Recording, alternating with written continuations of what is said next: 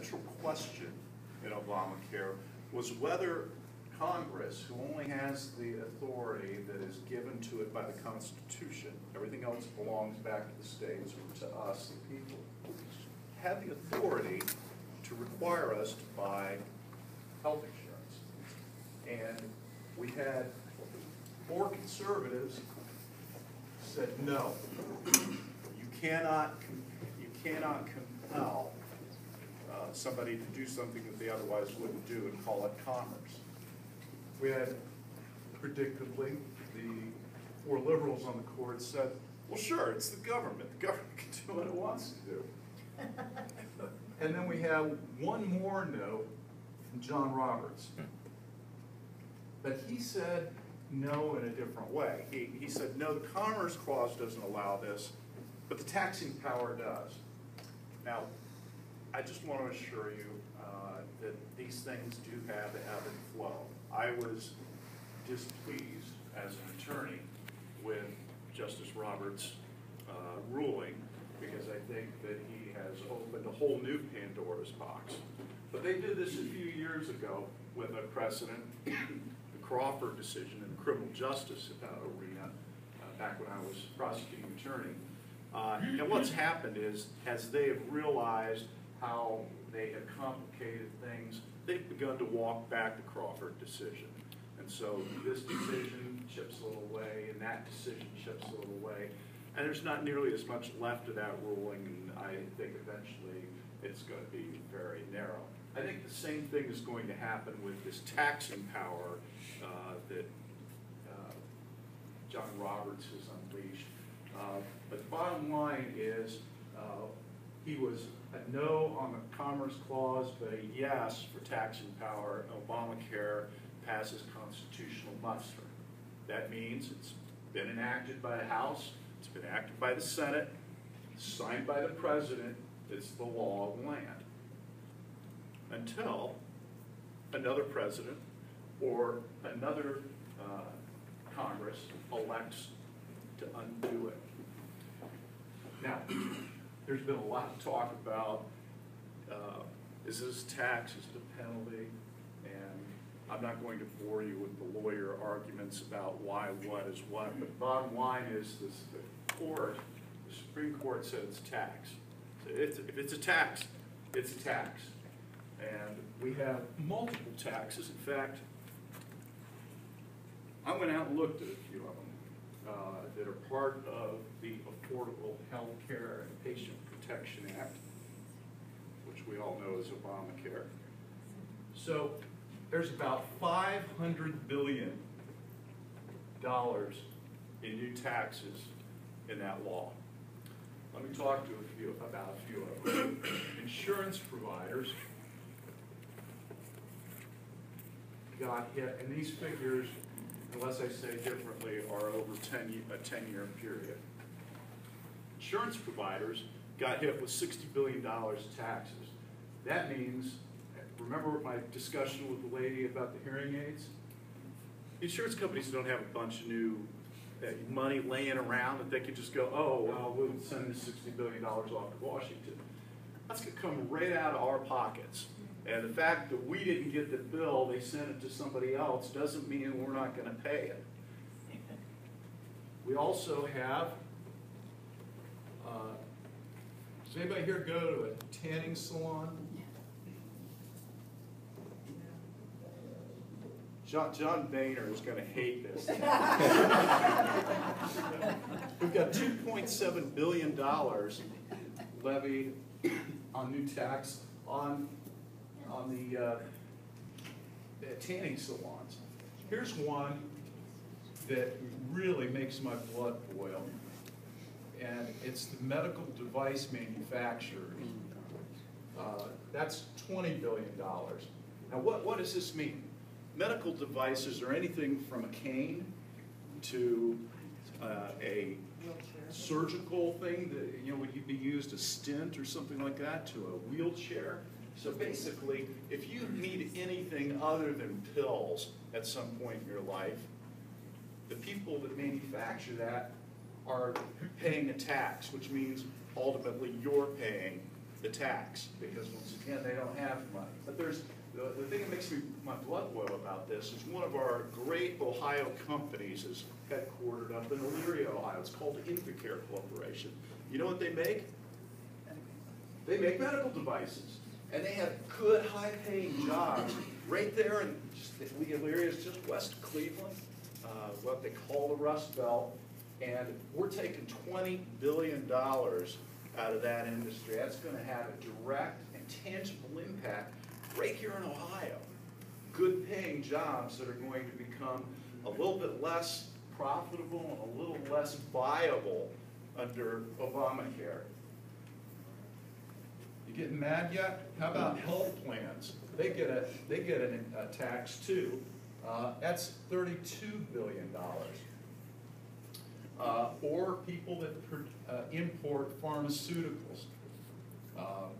Because while we have the best health care system in the world, not every good drug is manufactured here.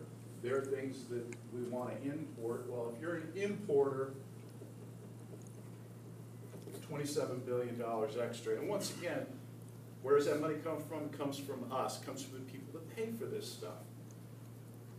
Finally, we've got the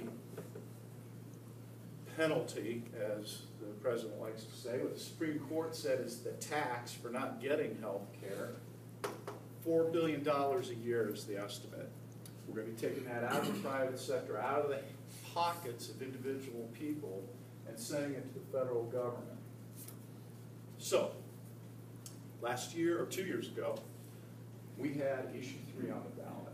And here's the good news, folks, because this is fundamentally a political problem now. It's the law of the land, but the law of the land can be changed by our elected representatives. Can I get a witness? And we are not alone. In Ohio, in 2010, the health care amendment passed 66% to 34%, a 2-to-1 margin. People came out and said, we don't want this individual mandate. We don't want this mess of new taxes. Those voters are still out there. Those voters are us. And interestingly, to me, 2010 was also the year when issue 2 went down. So you can't say that it was all the conservatives went to the polls and were trying to tweak the presidency.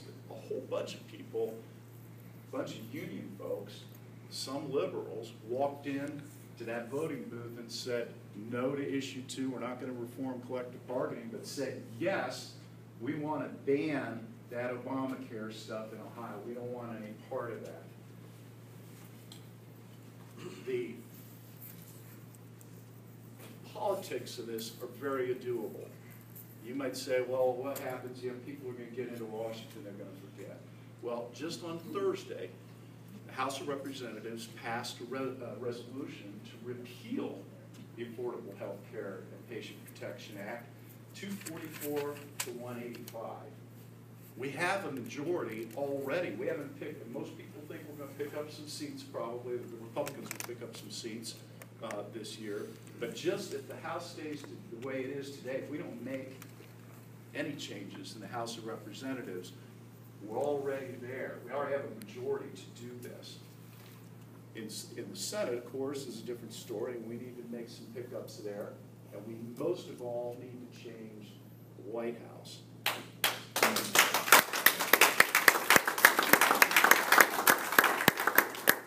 Why is it that we need to change the White House? Because he's got a veto. The president has a veto. So even if we had majorities in both houses of Congress that say, we did the wrong thing, this isn't where we want to go, he could still veto it and would still stay in effect. So we need a president who gets it. And our choices are Mitt Romney and Barack Obama. Well, we already know what Barack Obama thinks. Although, if you noticed, everybody gets criticized. If you say Obamacare, you're just so mean and mean-spirited and partisan. Why do you have to call it Obamacare? It's the Affordable Health Care and Patient Protection Act. Why are you demeaning the president? Well, wait a second. I thought he was doing something that was good for me. Isn't that the idea? Obamacare is supposed to be good for me. Why would you object to it being named after you? I mean, if fiscal prudence becomes widespread in state government and they called it Dave accounting, I would count that as a compliment. Well, Mitt Romney has already said that day one, if he's president, not only will he not veto the Repeal Act, but he'll also grant a waiver to all 50 states from Obamacare. He'll replace it with a free market-based system. It will allow state flexibility on how they want to do it.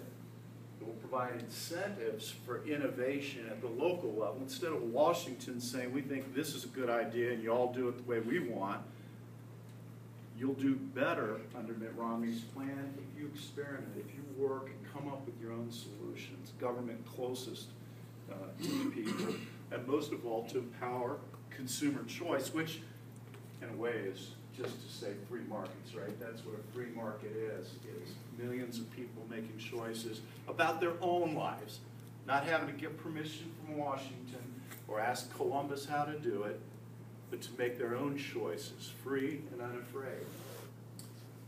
Well, I promised I wasn't going to give you a sermon, and I'm afraid the last 2 minutes I started getting a little bit excited. But as you can see, with these taxes, the loss of freedom, we have a major policy issue in front of us. This is, in no small part, what the 2012 election is about. I'm for repealing Obamacare. I'm for getting rid of these extra taxes. I'm for getting Washington out of our lives, and Mitt Romney is too. Now, what can you do if you are as angry as I am about this? Elections are won and lost nowadays on the ground. Who gets the voters to the polls? The TV, ad wars, everybody's got so much money. And I mean, can you remember, have you listened to any of the ads that have been on the TV? I mean, you just turn them off, right? It's all the time, and yada, yada, yada. And you can't even see who's, the one that's sponsoring the thing. Well, we've got to have the ad wars because you don't want to be outspent. But the real way, the thing that changes elections are that voter turnout, voter identification, which is what we're doing now. Eric Johnson back there is the captain of this here.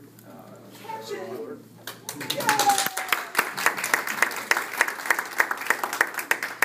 And Eric is going to be working some phones, it's door to door today.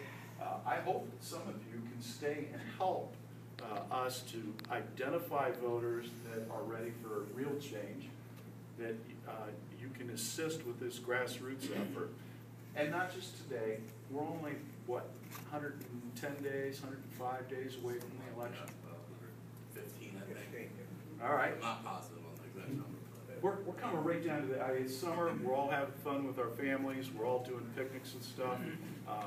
But in terms of political timing, we are coming into the home stretch right now. These next 2 or 3 months are going to make all the difference in the world, and you can be part of that. Let's make some history this year and return our government to the people. Thanks for being here today.